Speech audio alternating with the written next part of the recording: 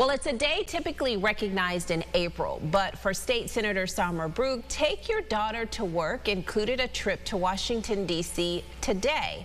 She and other lawmakers from across the country spoke with members of the Biden administration about ways to improve child care access, affordability, and workforce development.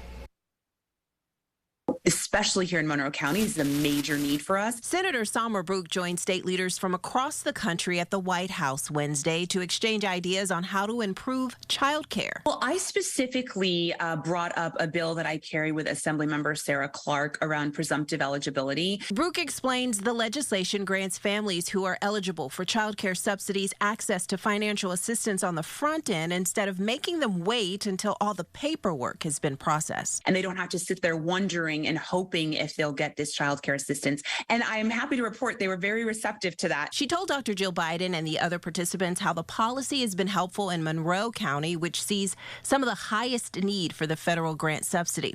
Her bill would include all of New York, and she suggested other states could adopt similar legislation. And it is a way that we can really make a difference with making sure working families get the assistance they need. Cost is one issue, but finding quality care is another struggle. Brouk, who's been on child care wait lists for months, brought her one-year-old daughter Leah to the White House to help drive home the message. To say I viscerally feel the challenges people are facing when it comes to childcare, especially locally in Monroe County, is an understatement. I absolutely empathize with what people are going through. And, I'm lucky in some ways that, I can bring my child to work, and I have brought my child to work when I need to, when I'm unable to find care. But not everyone has that option, and we've got to do better.